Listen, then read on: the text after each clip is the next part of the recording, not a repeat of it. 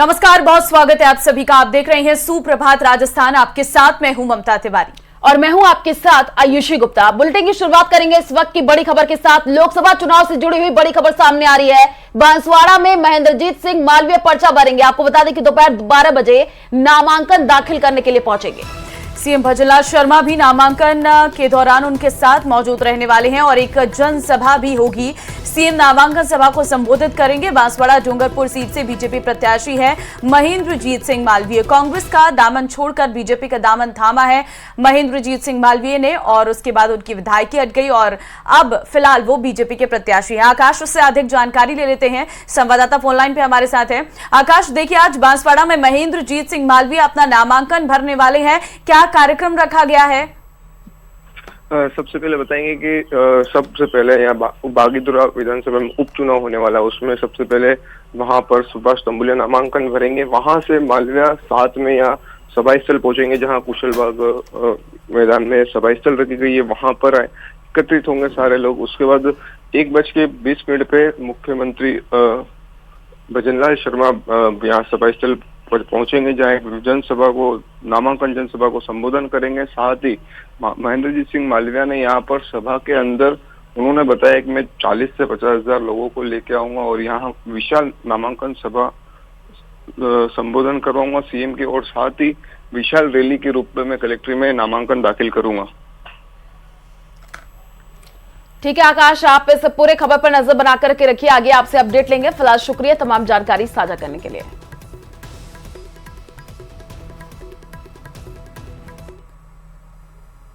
कांग्रेस प्रत्याशी भी आज नामांकन भरेंगे। आपको बता दें चित्तौड़गढ़ से उदयलाल आंजना नामांकन भरेंगे। मल्लिकार्जुन खड़गे समेत कई नेता शामिल होंगे और कांग्रेस प्रत्याशी वैभव गहलोत भी नामांकन भरेंगे। आपको बता दें कि गहलोत, डोटासरा और टीकाराम जूली मौजूद रहेंगे। राजसमंद से दामोदर गुर्जर आज नामांकन दाखिल करेंगे। तो ये बड़ी जानकारी आपको दे रहे हैं। कांग्रेस प्रत्याशी भी आज नामांकन भरने के लिए पहुंचेंगे और वो तमाम बड़े नाम जो आज पहुंचेंगे नामांकन भरने के लिए वो हम आपको बता रहे हैं। चित्तौड़गढ़ से उदयलाल आंजना आज नामांकन भरेंगे। मल्लिकार्जुन खड़गे समेत कई नेता इसमें शामिल भी होंगे।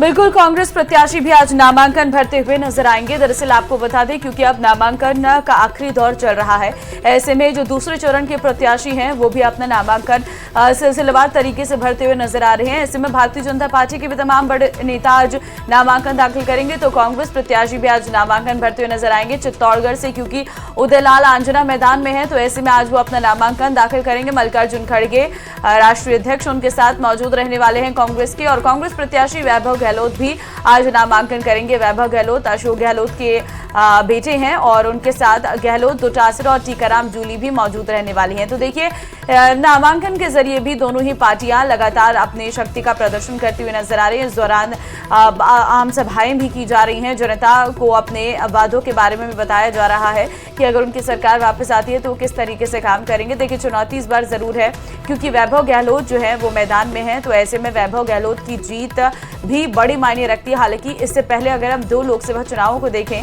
तो भारतीय जनता पार्टी ने 25 की 25 सीटों पर कब्जा किया था। पीयूष संवाददाता इस वक्त हमारे साथ फोन लाइन पे है। पीयूष, देखिए चित्तौड़गढ़ में आज उदयलाल आंजना नामांकन भरने वाले हैं। क्या तैयारी की गई है और किस तरीके से ये नामांकन रहने वाला है? क्या कोई सभा वगैरह भी है? जी देखिए 11:15 बजे करीब आंजना जो है उदयलाल आंजना वो रिटर्निंग अधिकारी के समक्ष जो है आंजना अपना नामांकन भरेंगे। उसके बाद करीबन 1:30 बजे जो है वो एक इनानी सिटी सेंटर में जनसभा आयोजित की जाएगी जिसमें राष्ट्रीय अध्यक्ष जो है कांग्रेस के मल्लिकार्जुन खड़गे वो शामिल होंगे, वो मौजूद रहेंगे। उसके साथ ही सचिन पायलट के भी आने की बात जो की जा रही है वो भी बताया जा रहा है। प्रदेश अध्यक्ष जो है डोटासरा वो भी वहाँ पे मौजूद रहेंगे। तो जनसभा को ये सभी जनप्रतिनिधि जो है आला नेता जो है वो संबोधित करेंगे। जी बिल्कुल पीयूष, और आज का दिन काफी खास रहने वाला है क्योंकि तमाम बड़े कद्दावर नेता पहुंचेंगे आज नामांकन भरने के लिए। आप नजर बना करके रखिए, आगे आपसे अपडेट लेते रहेंगे। फिलहाल शुक्रिया तमाम जानकारी साझा करने के लिए।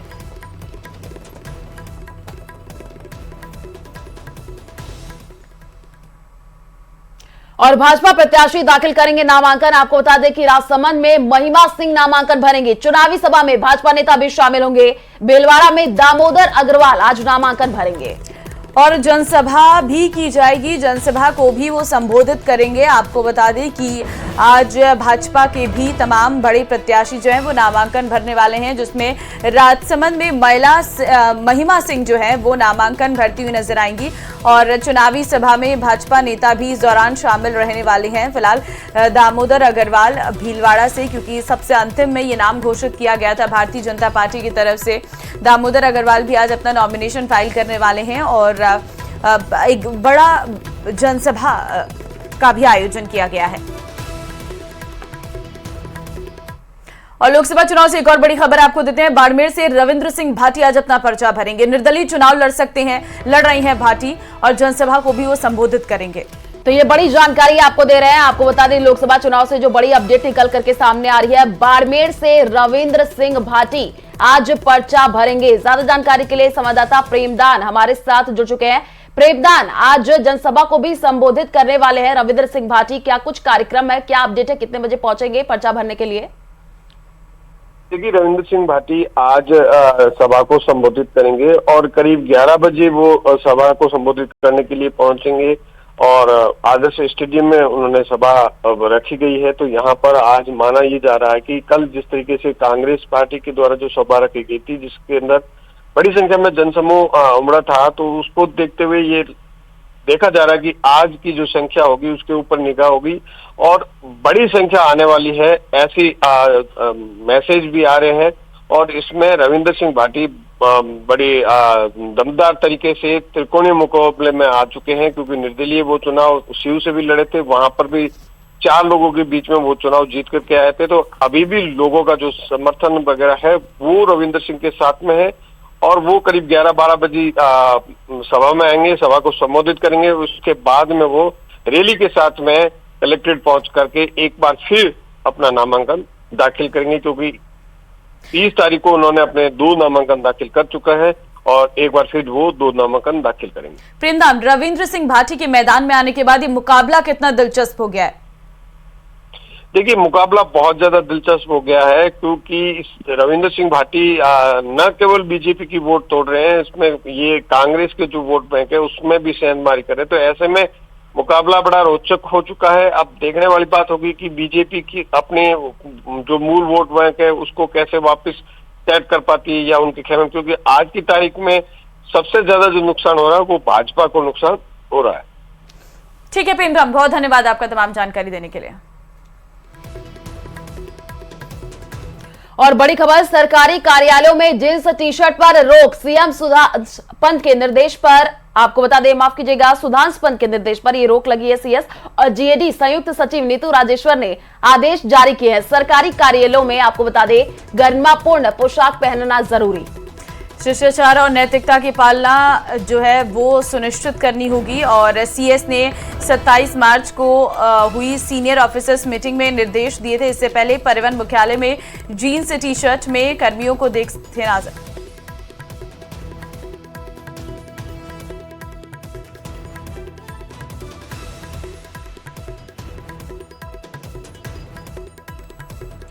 तो टी शर्ट में कर्मियों को देख नाराज हुए थे सीएस सुधांशु पंत, जिसके बाद उन्होंने जीन्स टी शर्ट पर रोक लगाई है। तो फिलहाल ये जो तस्वीरें हैं वो साफ तौर पर नजर आई और ये नई पाबंदी जो है वो लागू कर दी गई है। फिलहाल एक बड़ी खबर आ रही है जयपुर से, उससे आपको रूबरू करवाएंगे। दरअसल ऑर्गन ट्रांसप्लांट के लिए फर्जी एनओसी देने का मामला सामने आया है। मामले में गिरफ्तार 4 आरोपियों की होगी आज रिमांड पूरी। आज एसीबी की कोर्ट में आरोपियों को पेश किया जाएगा।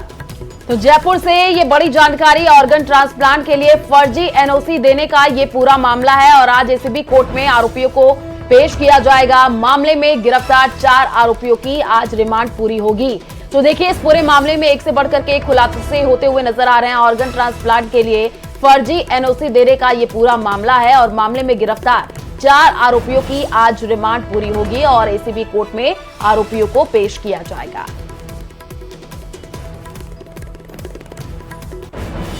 देखिए, पूछताछ लगातार आरोपियों से की जा रही है और इस पूरे मामले में और कितने लोगों की संलिप्तता है इस पर भी लगातार नजरें बनी हुई हैं। ऑर्गन ट्रांसप्लांट के लिए फर्जी एनओसी का ये पूरा मामला है। सबसे बड़े प्रदेश के एसएमएस अस्पताल में ये कार्य चल रहा था। सिर्फ भारत में ही नहीं बल्कि इसके विदेशों से भी कनेक्शन बताए जा रहे हैं। नेपाल, बांग्लादेश से भी कनेक्शन निकलकर सामने आए थे। इस पूरे मामले में गिरफ्तारी हुई है आरोपियों की। अब आज एसीबी की टीम उन्हें कोर्ट में पेश करेगी। अब देखना होगा 4 आरोपियों की, क्योंकि रिमांड आज पूरी हो रही है। अब कोर्ट की तरफ से क्या आदेश निकलकर सामने आता है वो देखना होगा। फिलहाल हम तस्वीरें भी आपको दिखा रहे हैं। ये वो 4 आरोपी हैं जिनकी गिरफ्तारी हुई है, जो इस पूरे मामले पर जिनकी संलिप्तता सामने आई है। और ये पूरा मामला दरअसल एसएमएस अस्पताल का है, जहां पर फर्जी तरीके से एनओसी तैयार की जाती थी। ऑर्गन ट्रांसप्लांट का ये पूरा मामला है। और देखिए, ये बहुत लंबे समय से चल रहा था, क्योंकि फर्जी एनओसी जो मिली है उसमें सिर्फ भारत के ही नहीं बल्कि विदेशों के भी नागरिक शामिल हैं। तो ऐसे में अब इस पूरे मामले का जो खुलासा है वो इन 4 आरोपियों से लगातार टीम करने की कोशिश कर रही है।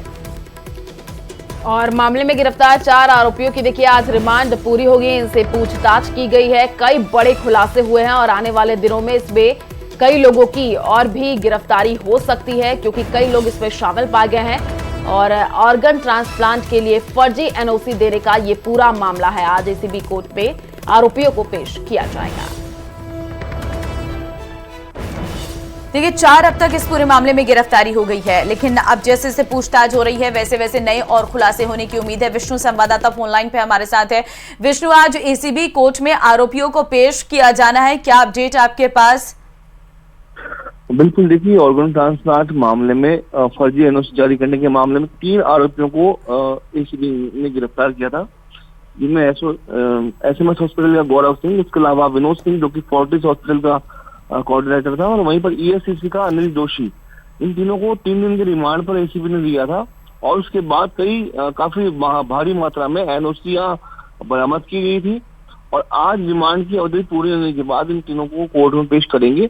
संभव हो सकता है कि आने वाले की और भी रिमांड लिया जाए या फिर कोर्ट उन्हें जेल भेज दे। लेकिन पुलिस ने इन सभी के कल भी 10 एनओसी और बरामद की थी, और ये सभी जो एनओसी है वो लगातार विदेशी मरीजों की थी। तो ऐसे में अभी तक अंग जो ऑर्गन ट्रांसप्लांट के लिए एनओसी के लिए ही रिश्वत का मामला सामने है। अभी तक अंगों की तस्करी की बात साफ नहीं हो पाई है। जी ठीक है, लेकिन विष्णु, अभी क्योंकि इनसे पूछताछ लगातार की जा रही है, कोई जानकारियां निकलकर सामने आई? क्योंकि इसका विदेश का भी कनेक्शन है। आपने बताया था पहले जब आप लाइव थे उसमें आपने जानकारी दी थी, बांग्लादेश, नेपाल, यहां से भी कनेक्शन जोड़े जा रहे हैं इसमें। बिल्कुल, जो करीब गौरव सिंह जो कि एसएमएस हॉस्पिटल में डबलओ है, उसके पास से करीब 250 से ज्यादा एनओसी बरामद की गई थी, जिनमें ये साफ हुआ था कि 175 एनओसी अनकम्प्लीट है, 75 कंप्लीट है। और ये सभी मैक्सिमम जो एनओसी हैं वो विदेशी मरीजों के, जो कि नेपाल, क्यूबा, कंबोडिया, उसके अलावा और भी अन्य देशों की है। तो अभी तक अंगों की तस्करी का मामला साफ नहीं हो पाया। ये जरूर है कि हाँ, बिल्कुल, और कहीं ना कहीं इन पूछताछ में बहुत सारी चीजें निकलकर सामने आएंगी। विष्णु, आप बने रहिए हमारे साथ। और चलिए रुक करते हैं एक और बड़ी खबर की ओर। जयपुर से बड़ी खबर सामने आ रही है। एसआई भर्ती परीक्षा मामले से जुड़ी हुई ये पूरी जानकारी है। गिरफ्तार 13 ट्रेनी सब इंस्पेक्टर की पेशी होगी और आज लंच के बाद कोर्ट में पेशी होनी है। देखिए, आरोपियों को रिमांड पर लेगी एसओजी, जानकारी निकलकर सामने आ रही है। एसआई भर्ती परीक्षा से जुड़ा ये पूरा मामला है। आरोपियों को रिमांड पर एसओजी लेने जा रही है। गिरफ्तार 13 ट्रेनी सब इंस्पेक्टर की पेशी होगी। और ज्यादा जानकारी के लिए संवाददाता विष्णु हमारे साथ जुड़ चुका है। विष्णु, इस पूरे मामले में एक से बढ़कर के एक खुलासे हो रहे हैं। कल भी प्रेस कॉन्फ्रेंस किया गया था और उसमें रोशन लाल मीणा का सामने नाम आया था। अभी फिलहाल क्या जानकारी इस पूरे मामले को लेकर के? देखिए, रोशन लाल मीणा जो था वो एक अलग मैटर में गिरफ्तार किया गया था, लेकिन सब इंस्पेक्टर भर्ती परीक्षा पेपर लीक प्रकरण में कल 11 ट्रेनी एसआई को गिरफ्तार किया गया था। उसके अलावा एक पुलिस कांस्टेबल था जो कि जोधपुर कमिश्नरेट में। ऐसे कुल 12 आरोपियों को पेपर लीक प्रकरण में कल शाम को गिरफ्तार किया गया और उसकी जानकारी एडीजी वीके सिंह ने कल प्रेस कॉन्फ्रेंस में दी थी। आज सभी 12 आरोपियों को कोर्ट में पेश किया जाएगा, उन्हें रिमांड पर लिया जाएगा। बताया जा रहा है कि करीब दोपहर लंच के बाद में इन सभी 11 ट्रेनी एसआई और उसके अलावा एक पुलिस कांस्टेबल को आज कोर्ट में पेश किया जाएगा। जी ठीक है, आप नजर बना करके रखिए विष्णु, आगे भी आपसे अपडेट लेंगे। फिलहाल शुक्रिया तमाम जानकारी साझा करने के लिए।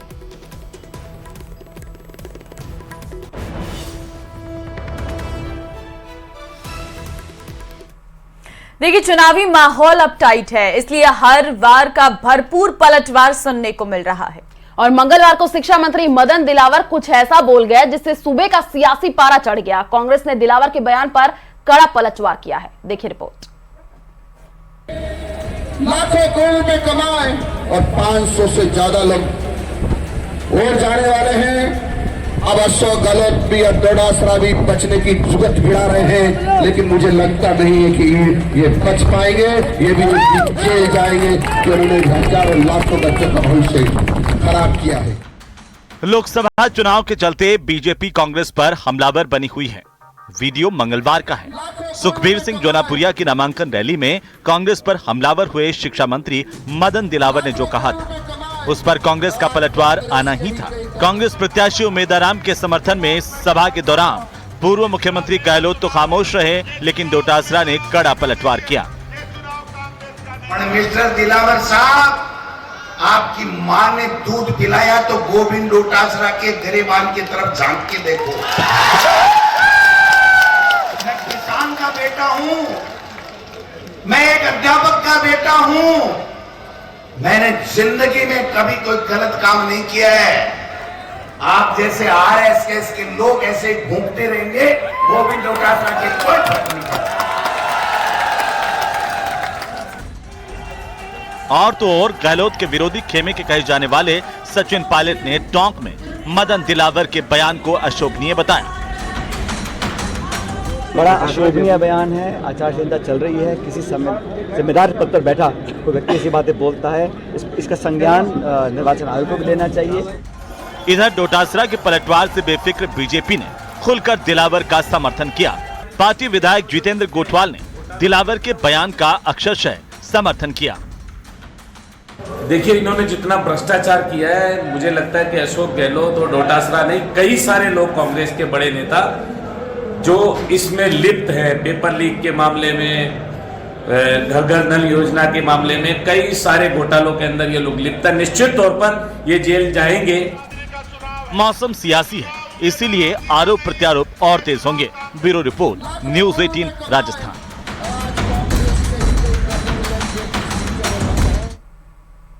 और कोटा से बड़ी खबर, रामगंज मंडी थाना पुलिस और एसएसटी की टीम की कार्रवाई देखने को मिली है। आपको बता दें कि 5,35,000 रुपए की नकदी सहित 3 कारों को जब्त किया गया है और 3 युवकों से कर रही है पुलिस पूछताछ नकदी के बारे में। और आपको बता दें उंटवा नाके का पर चेकिंग के दौरान की ये कार्रवाई की गई है। तो फिलहाल आपको बता दें क्योंकि आचार संहिता इस वक्त लगी हुई है, ज्यादा कैश लेकर आप ट्रैवल नहीं कर सकते हैं। अगर आप कोई ज्यादा रकम लेकर ट्रैवल कर रहे हैं या फिर आप किसी भी तरीके से ज्यादा रकम लेकर कहीं भी जा रहे हैं तो आपको डॉक्यूमेंट्स रखने अपने पास जरूरी होंगे कि आप ये रकम कहाँ ले जा रहे हैं। अगर आप पूछताछ में सही जवाब नहीं दे पाते हैं तो आप पर कार्रवाई की जा सकती है। कुछ ऐसा ही हुआ है। रामगंज थाना पुलिस और एसएसटी की टीम ने कार्रवाई की है। 5,35,000 रुपए की नकदी सहित 3 कारों को जब्त किया है।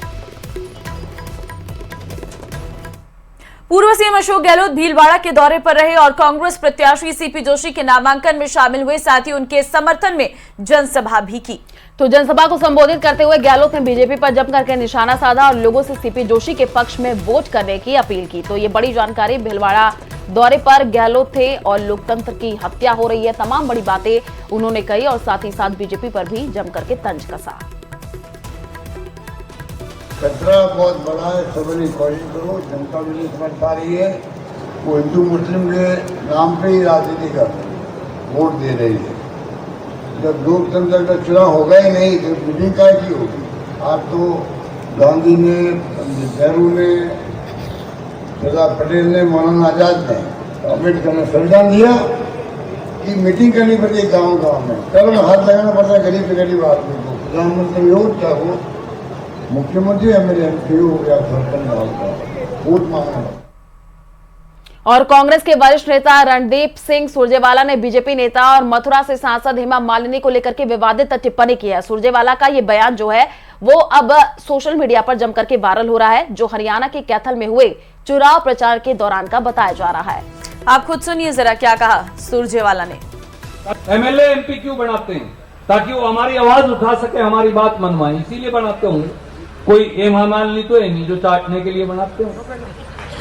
एमएलए एमपी क्यों बनाते हैं? ताकि वो हमारी आवाज उठा सके, हमारी बात मनवाए, इसीलिए बनाते होंगे। कोई हेमा मालिनी तो है नहीं जो चाटने के लिए बनाते हो। चुनावी महासंग्राम के बीच कांग्रेस को बड़ा झटका लगा है। शंकर पन्नू ने कांग्रेस पर तीखा हमला बोलते हुए अलविदा कह दिया है और आंखों में आंसू के साथ पन्नू ने जो बोला उसे सुन करके कांग्रेस भी हैरान रह जाएगी। पन्नू के साथ और भी कई नेताओं ने भगवा पटका पहना है। इसी पर देखिए हमारी एक खास रिपोर्ट। जिस तरह से कांग्रेस ने कार्यकर्ताओं को मारा है, कोई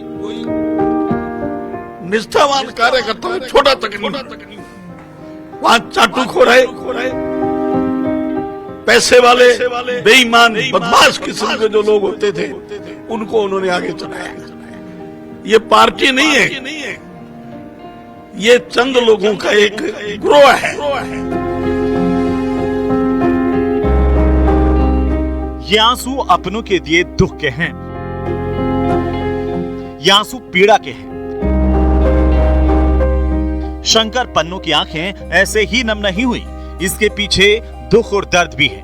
ये दुख और दर्द किसी और ने नहीं बल्कि अपनों ने दिया है। एक दौर वो भी था जब श्रीगंगानगर में शंकर पन्नू कांग्रेस के सबसे कद्दावर नेता हुआ करते थे, लेकिन अब वे भगवा हो गए। पहले जो कांग्रेस को मजबूत करने की बात करते थे, अब उनकी जुबान पर पीएम मोदी का 400+ का नारा है। कांग्रेस छोड़ बीजेपी में शामिल हुए पन्नू ने कांग्रेसी नेताओं पर कितना तीखा हमला बोला है, आप भी सुनिए।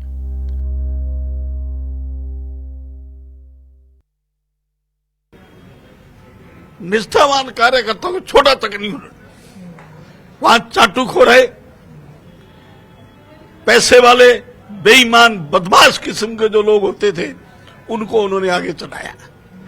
ये पार्टी नहीं है, ये चंद लोगों का एक ग्रोह है। पन्नू ने जब बोलना शुरू किया तो एक के बाद एक सभी कांग्रेसी नेताओं को लपेट दिया और पन्नू के दिल का दर्द जुबान पर आता ही गया। साथ ही जुबान पर कांग्रेस को निपटाने के आरोप भी एक ही व्यक्ति पर लगा रहे थे। शंकर पन्नू का यह बयान कई सवाल भी खड़े कर गया। में जो तो है ही धृतराष्ट्र कि वो फौज मार कप्तान है, अपनी फौज को ही मार करके और कप्तान बना रहना चाहता है। शंकर पन्नू के साथ पिलानी से पूर्व विधायक जेपी चंदेलिया ने भी कांग्रेस को बाय बाय कह दिया।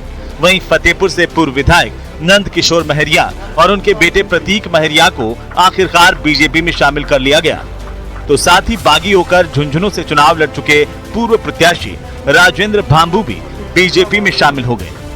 संगरिया में बीजेपी से बगावत कर निर्दलीय चुनाव लड़ चुकी गुलाब सिंवर की भी बीजेपी में एंट्री हुई। चंदेलिया जी बाकी सबने पार्टी ज्वाइन की। अब तक मिलकर के लगभग कांग्रेस और बाकी दलों से जो आए ऐसे 8000 से अधिक लोग पार्टी को ज्वाइन किया है, जिसमें कई पूर्व सांसद, पूर्व विधायक, कांग्रेस के बड़े पदाधिकारी, समाज जीवन रहने वाले विभिन्न लोग और ऐसे जो पार्टी को छोड़ करके किन्हीं कारणों से गए थे, पार्टी ने कार्रवाई की थी, उन सब ने पार्टी ज्वाइन की। ज्वाइनिंग के जरिए बीजेपी झुंझुनू और श्रीगंगानगर लोकसभा सीट की जीत की राह में आ रही अड़चनों को दूर करने का दावा कर रही है। पार्टी को यकीन है कि कद्दावर नेताओं के बीजेपी में आने से अब न केवल वो शेखावटी में मजबूत होगी, बल्कि श्रीगंगानगर, हनुमानगढ़ में भी उनके लिए चुनौतियां लगभग समाप्ति की तरफ है। आज इन्होंने कांग्रेस पार्टी को छोड़कर बीजेपी का दामन थामा है। देखना यही है कि इनकी ज्वाइनिंग से बीजेपी श्रीगंगानगर और हनुमानगढ़ इलाके में कितनी मजबूत होती है। कैमरा पर्सन मानसिंह के साथ बाबूलाल धायल, न्यूज 18 जयपुर। और खबर अलवर जिले से है, जहां केरली थाना क्षेत्र के दांतिया गांव में देर रात दो पक्षों के बीच पानी की निकासी को लेकर के विवाद सामने आया है, जिसमें एक पक्ष पर लाठी डंडों के साथ हमला करने और फायरिंग करने का भी आरोप लगा है। आप वीडियो में देख सकते हैं, कुछ लोग लाठी डंडों के साथ एक मकान पर धावा बोलते दिखाई दे रहे हैं। फायरिंग और हमले की सूचना के बाद पुलिस मौके पर पहुंची, मामले को शांत कराया।